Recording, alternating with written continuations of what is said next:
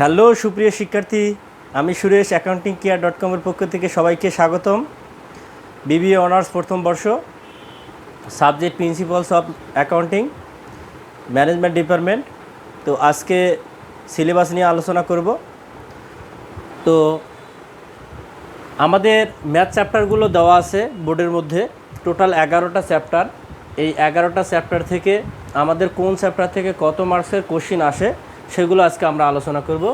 তো আমাদের 11টা চ্যাপ্টার থেকে আমাদের মোটামুটি পরীক্ষায় প্রশ্ন আসে। তো এর মধ্যে কিছু কিছু চ্যাপ্টার স্কিপ করে, আবার কিছু কিছু চ্যাপ্টার দিয়ে থাকে। তো আমি পাশে লিখছি, আবার সিরিয়াল নাম্বার করে লিখছি, প্লাস পাশে আমি লিখছি 2, 3, 6। এগুলো লেখার মূল কারণটা হলো আমাদের বইয়ের মধ্যে সূচিপত্র যখন আমরা বই খুলব তখন সেখানে দেখব যে ব্রিফ কন্টেন্ট নামে একটা কি লেখা আছে। সেখানে সূচিপত্রের মধ্যে আমরা দেখতে পাবো যে এটা 2 নাম্বার চ্যাপ্টারে আছে, যে আমি প্রথমে যেটা লিখছি। তো যাই হোক, এইভাবে আমি লিখছি। তো আমাদের প্রথম যে চ্যাপ্টারটা সেটা হলো ফিনান্সিয়াল অ্যাকাউন্টিং প্রসেস। এই চ্যাপ্টার থেকে আমাদের প্রতিবারেই 10 অর্থাৎ 10 + বি + সি পার্টে কোশ্চিন আসে। তো গতবার আমাদের পরীক্ষায় অ্যাকাউন্টিং ইকুয়েশন আসে নাই, তো এবারে আসার বেশিরভাগের সম্ভাবনা আছে। তো এখান থেকে 14 মার্ক আসে আর কি আমাদের পরীক্ষায়। এরপরে প্রসেসিং অ্যাকাউন্টিং ডাটা, এখান থেকে আসে 10 মার্কের। তো এটা অনেক সময় আসে, অনেক সময় আসে না, স্কিপ হয়, মোটামুটি দেখা যায় খুব রেয়ার, কম আসে আর কি। তো এরপরে accounting system and special journal, সেখান থেকে আমাদের প্রতিবারে পরীক্ষায় আসে 14 মার্ক। এরপরে অ্যাডজাস্টিং অ্যান্ড ক্লোজিং এন্ট্রিজ, সেখান থেকে আমাদের প্রতিবারে বি + সিতে থাকে আর কি, এখান থেকে 14 মার্ক থাকে। আর প্রিপারেশন অফ ওয়ার্কশিট থেকে আমাদের সি পার্টে শুধু থাকে। তো এর আগের বার আমাদের পরীক্ষার মধ্যে অ্যাকাউন্টিং ইকুয়েশন না দিয়ে আমাদের ওয়ার্কশিট দেওয়া হয়েছিল। তো এবার আশা করা যায় যে আসলে কি অ্যাকাউন্টিং ইকুয়েশনও থাকবে, ওয়ার্কশিটও থাকবে। এরপরে প্রিপারেশন অফ ফিনান্সিয়াল স্টেটমেন্ট, সেখান থেকে আমাদের 10 মার্কের অর্থাৎ সি পার্টের কোশ্চেন আসে। এরপরে অ্যাকাউন্টিং ফর ক্যাশ, এখান থেকে অবশ্যই পরীক্ষায় প্রশ্ন পাবো 10 মার্কের। তো গতবার দেখা দিয়েছিল যে এই অ্যাকাউন্টিং ফর ক্যাশ থেকে 2টো ম্যাথ আমাদের সি পার্টে আসছিল। তো যার কারণে ফিনান্সিয়াল অ্যাকাউন্টিং প্রসেস থেকে অ্যাকাউন্টিং ইকুয়েশন দেওয়া হয় নাই। তো এবারে আসলে আমাদের এটা ব্যতিক্রমধর্মী হয়ে গেছে। তো অ্যাকাউন্টিং ফর ক্যাশ থেকে প্রতিবারে 10 মার্ক দেখা যায়।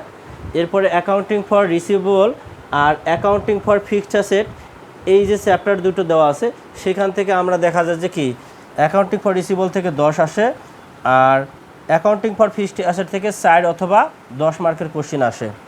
এরপরে অ্যাডমিশন অফ নিউ পার্টনার আর অ্যাকাউন্টিং ফর পার্টনারশিপ রিটায়ারমেন্ট, এই দুটো চ্যাপ্টার থেকে আমাদের প্রতিবারেই 10 মার্কের কোশ্চিন আসে। হয় অ্যাডমিশনের অঙ্ক আসবে, নতুবা রিটায়ারমেন্টের অঙ্ক আসবে। তো এই ছিল আমাদের মোটামুটি 11টা চ্যাপ্টার। যারা আগে থেকে প্রিপারেশন নিছো তারা মোটামুটি 11টা চ্যাপ্টারে কি দেখলেই সুবিধা হবে, কি ভালো একটা রেজাল্ট হবে। আর যারা অল্প সময়ের প্রিপারেশন, তাদেরকে দৃষ্টি আকর্ষণ করব, তারা যে আমি যে গোল দাগ দিয়ে বৃত্ত আকারে দিছি যে চ্যাপ্টারগুলো, এই চ্যাপ্টারগুলো খুব ছোট চ্যাপ্টার, আর এটাতে কোনো ঝামেলা নাই, এটা খুব সহজেই বোঝা যায়। যার কারণে এই চ্যাপ্টারগুলো অতি সংক্ষিপ্ত সময়ের মধ্যে আয়ত্ত করা যাবে।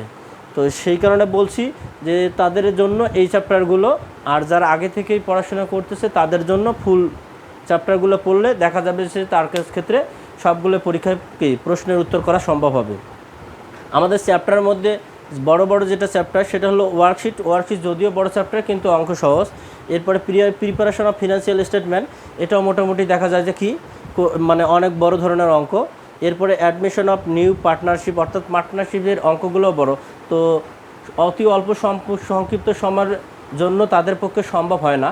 তো এই কারণে তাদেরকে এই চ্যাপ্টারগুলো স্কিপ করাই বর্তমানে উত্তম। তো যাই হোক, আজকে এই পর্যন্ত। আর আমি প্রতিটা চ্যাপ্টারের ক্লাসে আমি কি পুঙ্খানুপুঙ্খভাবে আলোচনা করব। সাথে থাকার জন্য সবাইকে কি আহ্বান করছি। আর সবাই বই কিনে নেবে অর্থাৎ কমার্স পাবলিকেশনসের। আর আমি কমার্স পাবলিকেশন থেকে পড়াবো অঙ্ক, যেটা পড়াবো সেটা আমি অবশ্যই বলে দেবো সঙ্গে সঙ্গে। তো আজকে এই পর্যন্ত, সবাইকে ধন্যবাদ।